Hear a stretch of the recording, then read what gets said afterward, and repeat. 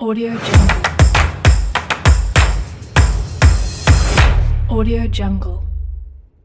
Jalan satu-satunya adalah masuk ke dunia digital, berkiprah dengan dinamis sesuai dengan aturan digital, berpikir positif, optimistis dalam menyikapi hantaman digital, sering berbagi, bersuka, bergabung, berkomentar, dan berjenguk, lalu buang sahabat digital yang tidak waras.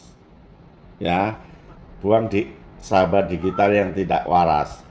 Kemudian, posisi seharusnya warga Indonesia itu harus punya kanal pribadi. Sebab kalau dia nggak punya kanal pribadi, dia tidak bisa masuk dan tidak bisa dimasuki. Jadi dia lumpuh di dunia komunikasinya, dia hanya memberi tapi tidak pernah dia diberi. Ya, mengapa? Karena ada kanal lian, the others, ada kanal orang lain. Ya, jadi ada kanal pribadi, ada kanal orang lain.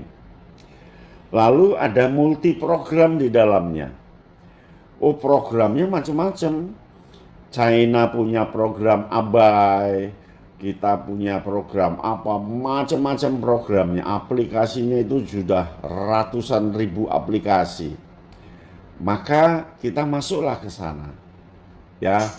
Nah, lalu yang keempat terjadi sinkronisasi.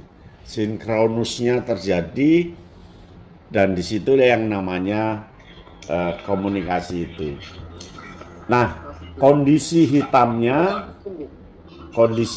kita, ruang maya, ruang digital kita itu diisi oleh orang-orang yang berbahasa secara liar, berbahasa hoaks, dan berbahasa hujat. Nah, ini tugasnya orang dunia bahasa dan sastra untuk mengingatkan, memberi tambahan konsep tentang yang baik dan yang tidak baik dan sebagainya. Kemudian yang kedua, Undang-Undang ITE belum menjadi rambu dan malah bergeser ke ruang saling menuduh dan menghukum. Ya, maka kita semua kalau bisa gunakan Undang-Undang ITE ini menjadi rambu, bukan menjadi alat untuk menghukum. Ya, lalu banyak orang yang berpesta pora informasi dan komunikasi. Karena berpesta pora akhirnya tidak tersaring, tidak terdiskusikan dulu, sehingga muncul gambar-gambar yang menakutkan, seronok, kemudian nggak masuk di akal, gambar tangan patah, darah keluar, gambar orang dibunuh, macam-macam, padahal itu kan tidak boleh. Ya, mengapa terjadi? Karena pesta pora informasi dan komunikasi. Dan itu tugas kita untuk juga memberitahukan dari sisi bahasa. Lalu yang keempat itu bahasa dituntut dapat menampung gagasan dunia maya. Nah, sekarang ini bahasa itu tidak dipentingkan jenisnya. Kita berbahasa Indonesia saja dalam dunia YouTube pasti diterima oleh mereka.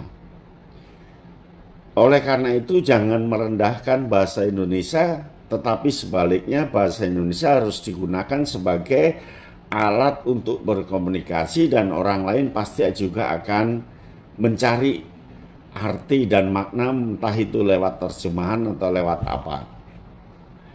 Sehingga jangan kaget jika sekarang ini ada sekitar 40 negara yang membuka pelatihan bahasa Indonesia. Ada 80 universitas yang membuka jurusan bahasa Indonesia di luar negara kita.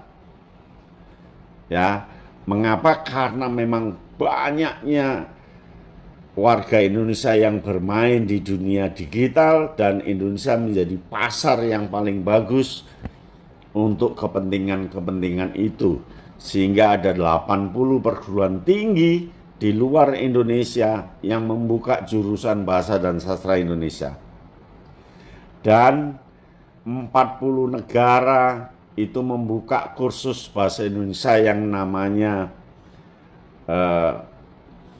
di konjen-konjen, di kantor-kantor, duta besar, kedutaan, dan sebagainya buka. Maka kesempatan mahasiswa pendidikan bahasa dan sastra Indonesia Toraja bisa ngajar di sana, di lokasi-lokasi itu.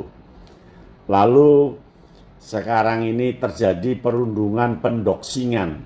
Rundung itu bullying dan doxing. Perundungan dan pendoksingan. Perundungan kita tahu lah ya, itu membuli orang lain. Tapi kalau doxing itu memberikan dokumen orang lain tanpa persetujuan mereka. Itu doxing. Nah, ini yang kita larang. Jadi A itu memberikan informasi orang lain ke orang lain. Itulah doxing. Atau informasi orang lain kita pakai untuk informasi kita. Itu doxing. Jadi sekarang ini banyak Facebook namanya diganti, namanya tetap tapi isinya orang lain, dibajak. Itu doxing. Jadi kita harus menghindari bullying dan doxing atau perundungan dan pendoksingan, karena istilah bahasa Indonesianya saya masih mencari apa yang tepat ini pendoksingan ini. Apa pemindahan data atau pencurian data gitu ya. Nah, doxing ini terkait dengan pencurian data. Audio Jungle. Audio Jungle.